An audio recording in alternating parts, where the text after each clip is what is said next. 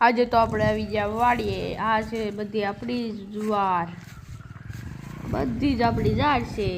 આગળ થોડોક ભારો વાઢી લેવું, ભેહું હાટું ભારો। અહીંયા પહેલાં અમે રહેતા, એ ઝૂંપડું છે, હવે વાટશું નિરણ।